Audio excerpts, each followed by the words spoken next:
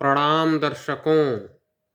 कर्मचारियों के व्यापक हित में केंद्र सरकार द्वारा आज 8वें वेतन आयोग के गठन हेतु महत्वपूर्ण प्रस्ताव अपनी कैबिनेट में पास कर दिया गया है। इसके साथ ही 8वें वेतन आयोग के गठन का संपूर्ण मार्ग प्रशस्त हो गया है।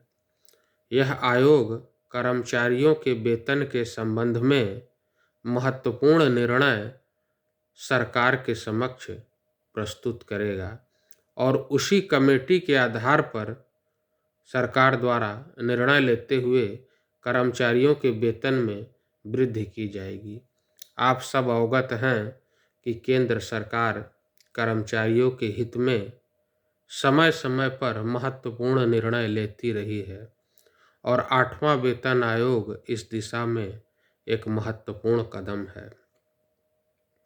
मेरे प्यारे दर्शकों, आप सभी अवगत हैं कि हमारी अर्थव्यवस्था जो 5वीं अर्थव्यवस्था से उठकर तीसरी अर्थव्यवस्था की तरफ अग्रसित है और इस दशा में यदि कर्मचारियों के हाथ में अधिक से अधिक पैसा होगा तो हमारी अर्थव्यवस्था भी उतनी ही सुदृढ़ होगी। तीसरी अर्थव्यवस्था बनाने के लक्ष्य को प्राप्त करने की दिशा में 8वें वेतन आयोग एक महत्वपूर्ण कदम है। जितना अधिक पैसा आम जनता के हाथ में होगा, हमारी इकोनॉमी भी उतनी तीव्र गति से आगे बढ़ेगी, हमारा व्यापार भी उसी दिशा में अग्रसित होगा और कर्मचारियों के साथ साथ व्यापारी भी इस वेतन आयोग के गठन से व्यापक रूप से लाभान्वित होंगे, क्योंकि कर्मचारियों द्वारा जब पैसा बाजार में खर्च किया जाएगा तो उसका एक लाभ व्यापारियों को भी प्राप्त होगा।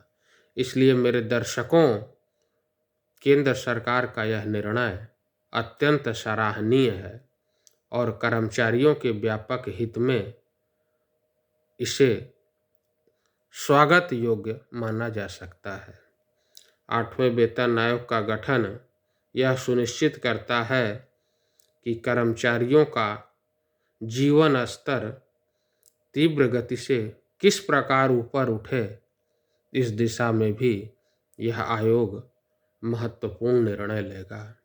मेरे प्यारे दर्शकों, आज अत्यंत हर्ष का दिवस है और केंद्र सरकार इस हेतु विशेष रूप से बधाई की पात्र भी है कि उसने कर्मचारियों के इस हित को अपना प्रमुख ध्येय समझा और उनके हित की पूर्ति के लिए अपनी वचनबद्धता को पूर्ण रूप से लागू भी किया है।